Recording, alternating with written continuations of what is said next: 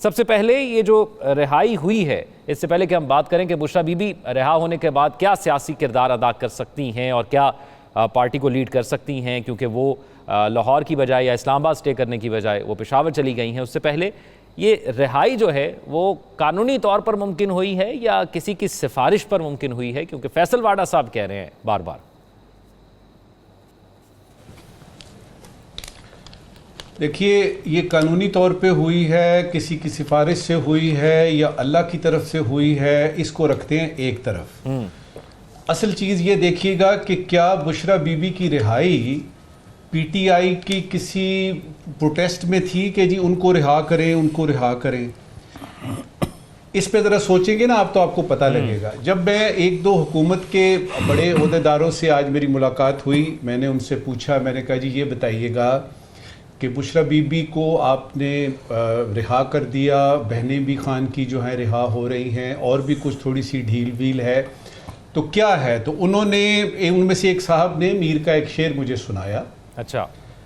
कि नाहक हम मजबूरों पे तोहमत है मुख्तारी की, चाहे हैं सो आप करें, हमको अबस बदनाम किया। अच्छा, ये अबस का जो लफ्ज़ है ना, ये ज़रा मुश्किल है।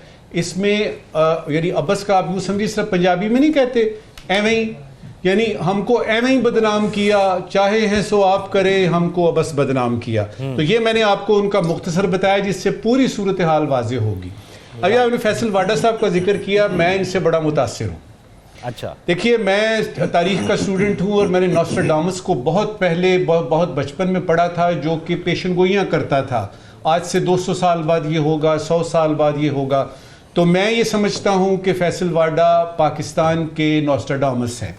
और अगर आपको पता करना है वाकई कि जी किस जगह पे क्या हो रहा है, तो उनसे 2-3 सवाल जवाब कर लें। वो इतने ज़्यादा मतीन हैं, वो इतने ज़्यादा फ़तीन हैं, वो इतने ज़्यादा समझदार हैं और बहुत ही ज़्यादा खुश अखलाक हैं। वो आपको बता देंगे जी परसों ये होने वाला है। राइट। तो ये हो गई फैसल वाडा पे बात। देखें, पीटीआई के लिए ये जो बुशरा बीबी की रिहाई है या खान की बहनों की रिहाई, इसकी कोई सियासी अहमियत या कदरों कीमत इसलिए नहीं है कि अगर पीटीआई को देखें तो वो तो चाहेंगी डॉक्टर यास्मीन राशिद रिहा हों, ताकि वो बाहर आके कोई एक दो स्पीच करें। आप नोट करें कि बुशरा बीबी जो हैं वो सीधी गई हैं केपी। शायद उनको ये ख़तरा था कि कोई और वैगन ना आ जाए, कोई और एक केस ना आ जाए, तो इससे पहले मैं ज़रा किसी सेफ हाउस में, किसी जगह पे जहाँ पे मैं महफूज हूँ, पहुँच जाए। तो वो तो पहुँच गई। अब ये जो आपने सवाल किया है, उसके जवाब में एक और चीज़ भी मेरे दिमाग में आती है, और वो ये है कि पीटीआई के अंदर जो खलफशार, जो इन फाइटिंग हमें नज़र आती रही, और पीटीआई में ये जो ख़ासतौर पे अली अमीन गंडापुर साहब का इधर आना, प्रोटेस्ट करना, केपी हाउस में जाना, फिर उधर से वापस अचानक असम्बली में आ जाना, फिर बड़ी बड़ी बातें करना और टाइम टाइम फिश, ये सारा कुछ जो है इस मैदान में यानी बुशरा बीबी आ रही हैं।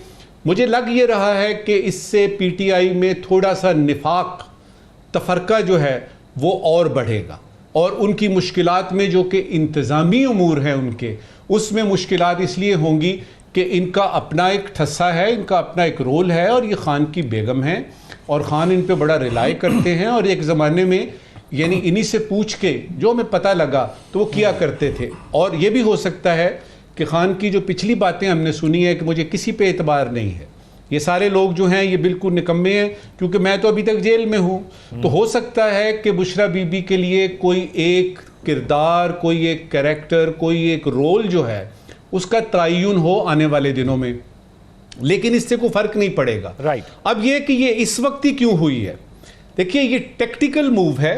ये आपने पूछा, ये टेक्टिकल मूव होती है कि देखिए तरमीम करानी थी, करा ली, 2/3 हमने अक्सरियत वाजे करनी थी, वो कर ली।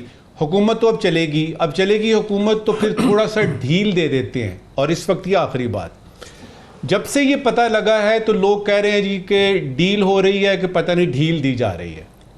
मेरा ज़रा थोड़ा सा इससे मुख्तलिफ है नुक्ता नज़र मेरा ये है, ना ये डील हुई है ना ये ढील दी जा रही है, ये दलील दी गई है। और वो दलील क्या है? दलील वो ये है, ना ये ढील है ना ये डील है, ये दलील है। वो दलील ये है कि हुकूमत हमारी है, हम जब चाहेंगे तरमीम करवा लेंगे, हम जब चाहेंगे कि किसी को छोड़ना है तो छोड़ देंगे। तो बॉटम लाइन क्या निकली? कि अयूब खान से लेके सारे दौर देख लीजिए, नवाज शरीफ साहब के दौर देख लीजिए, बेनज़ीर यानी शहीद का दौर देख लीजिए, खान साहब का अपना दौर देख लीजिए, इन सारे अदवार में हमने एक चीज़ कॉमन देखी, वही जिस दलील की मैं बात कर रहा हूँ कि जिसकी लाठी है उसकी है भैंस, और जो वो चाहेंगे वो करेंगे। हमको अबस बदनाम किया। इसी जलने में जीने का मज़ा होगा। तो अब हाँ अगर होगा आइन में किसी को, तो अदलिया के पास तशरीह के लिए चले जाएंगे फिर। देखिए, ये शमा परवाने का आपने जिक्र किया है ज़ौक़, तो फौरी तौर पे गालिब का एक शेर याद आया, जो कि इस तरमीम में जो कुछ पता लगा ना, जो कुछ हो रहा था या जिस उजलत में ये सारा कुछ हुआ, कुछ न देखा फिर बजुज़ एक शोलाए पुरपेचो ताब।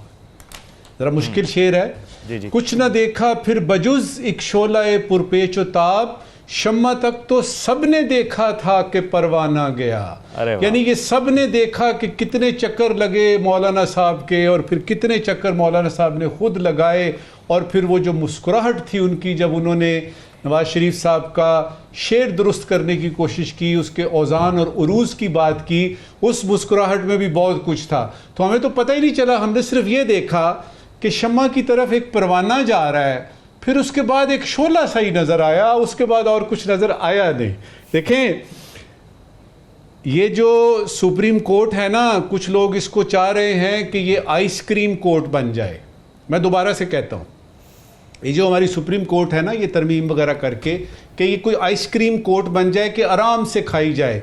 उन लोगों को शायद ये पता नहीं है कि आइसक्रीम फिर रखनी पड़ती है फ्रीज़र में, फिर ये कि उसका गला भी ख़राब कर सकती है वो, उससे सर में दर्द भी हो सकता है। और फिर वो जो एक मिसरा है ना, आपने शेरों की बात की, एक और मिसरा दिमाग में आया जी, जिन पे तकिया था वही पत्ते हवा देने लगे। आप कैसे कह सकते हैं कि ये जो यानी चीफ जस्टिस इस वक्त बने हैं, ये आपकी बैक एंड कॉल पे होंगे, ये जो आप कहेंगे वो मान जाएंगे? ये आप कैसे कह सकते हैं? और फिर ये कि देखा जो तीर खा के कमीगाह की तरफ, अपने ही दोस्तों से मुलाकात हो गई। तकलीफ उन लोगों से होती है, दुख उन लोगों से होता है जो आपके दोस्त होते हैं। देखिए ना, अगर दुश्मन मुझे मार रहा है तो खैर है यार, उसका तो काम है, दोस्त ही हैं जो कि तकलीफ पहुंचाते हैं। देखिए, दो तीन बातें क्विकली करना चाहूँगा क्योंकि वो बीच में ब्रेक भी आ गई, टाइम हमारे पास कम है। वैसे भी राव साहब बहुत सारा टाइम ले लेते हैं। जब आ जाए ये वक्त कि हमने फैसला कर लिया, तो फिर बेग, बोरो, स्टील, ये तीनों चीज़ें आती हैं और फिर हो जाता है। इस तरमीम में ये हुआ कि बेग और बोरो तक की बात गई। स्टील बकौल वो फैसल वाडा के डिक्की में उन्होंने कुछ रखे हुए थे, उसकी नौबत नहीं आई। बैग उन्होंने किया, मौलाना साहब को हमने देखा बैग किया, फिर उसके बाद बोरो किया। हमने MQM को देखा कि एक वफाकी वजीर उनके पास भी गए तो बोरो किया उन्होंने उनकी हेल्प को।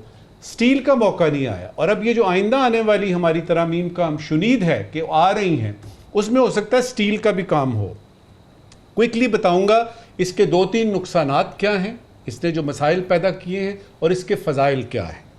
सबसे पहले ये है कि PTI के पास सवाए खामोश तमाशाई बनने के कोई ऑप्शन नहीं थी, और ये बड़ी तकलीफ़ की बात है।